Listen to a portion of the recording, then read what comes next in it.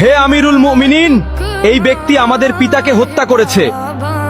আমরা এর ন্যায় বিচার চাই। আমরা প্রাণের বদলে প্রাণ চাই। জনাব, অভিযোগ সত্য, তবে আমি খুন করার উদ্দেশ্যে তাকে মারিনি। আমার প্রিয় উটটি তাদের বাগানের পাতা খেয়ে ফেলায় বৃদ্ধ পাথর মেরে উটটিকে হত্যা করেন। আমি রাগে পাগল হয়ে যাই, তাই আমি পাথর ছুঁড়ে মারলে সেটি বৃদ্ধের মাথায় লাগে এবং তিনি মারা যান। আমি ইচ্ছা করে তাকে হত্যা করিনি জনাব। তুমি নিজের ইচ্ছায় হত্যা করো বা না করো, ইসলামের বিধান অনুযায়ী তোমাকে মৃত্যুদণ্ড গ্রহণ করতে হবে।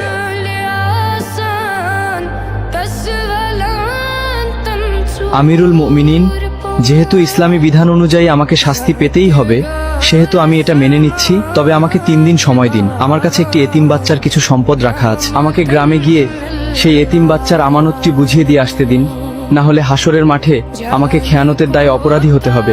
দয়া করে আমার এই আর্জিটা রাখুন জনাব।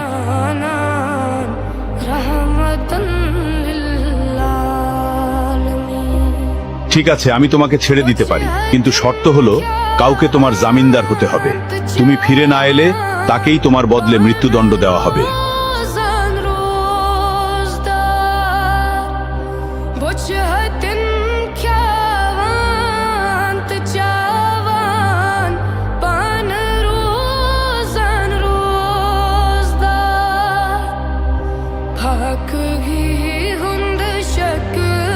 হে আমিরুল মুমিনিন, আমি ওর জামিনদার হব।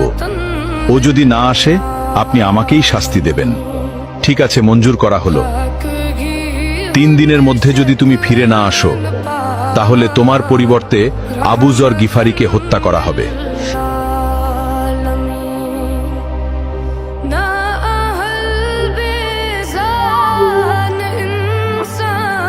ভাবতেই অবাক লাগছে, সম্পূর্ণ অচেনা একজন মানুষের জন্য আবু যরনের মতো এমন মহান সাহাবী নিজের জীবন বিপদে ফেলে দিলেন।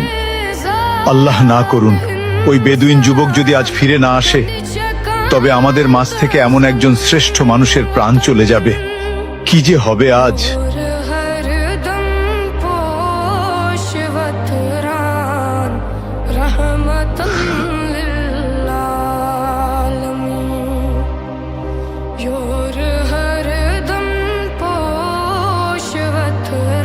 ওই লোকটা যেহেতু 3 দিনের মধ্যে আসতে পারেনি, সেহেতু আবু যর গিফারিকেই তার পরিবর্তে হত্যার আদেশ দেওয়া হলো।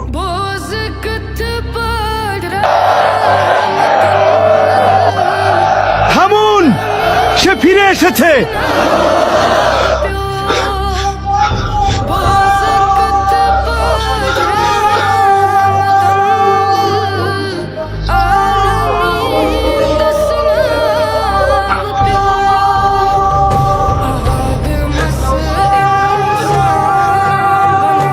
কি ব্যাপার, তোমার আসতে এত দেরি হলো কেন?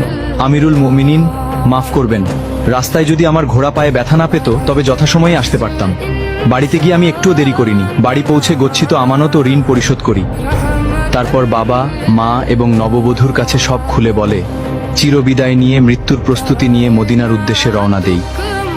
এখন আমার জামিনদার ভাইকে ছেড়ে দিন আর আমাকে মৃত্যুদণ্ড দিয়ে পবিত্র করুন, কেননা কেয়ামতের দিন আমি খুনি হিসেবে আল্লাহর সামনে দাঁড়াতে চাই না। তুমি তো পালিয়ে গিয়ে নিজের প্রাণ বাঁচাতে পারতে। মৃত্যু নিশ্চিত জেনেও কেন ফিরে এলে? আমি ফিরে এসেছি কেউ যাতে বলতে না পারে এক মুসলমানের বিপদে আরেক মুসলমান সাহায্য করতে এগিয়ে এসে নিজেই বিপদে পড়ে গেছিল। আর আপনি কেন এই অপরিচিত লোকের জন্য নিজের জীবন বাজি রাখলেন? আমিরুল মুমিনিন, কেউ যেন বলতে না পারে এক মুসলমান বিপদে পড়েছিল অথচ কেউ তাকে সাহায্য করতে এগিয়ে আসেনি।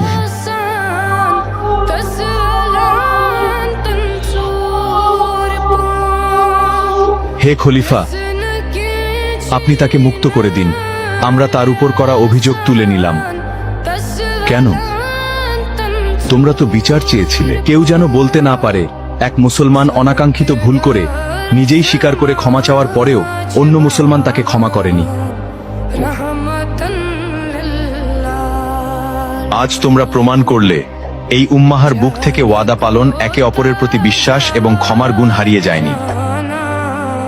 জেনে রাখো, যেখানে বিশ্বাস এবং ক্ষমা থাকে সেখানে আল্লাহর রহমত সবচেয়ে বেশি বর্ষিত হয়।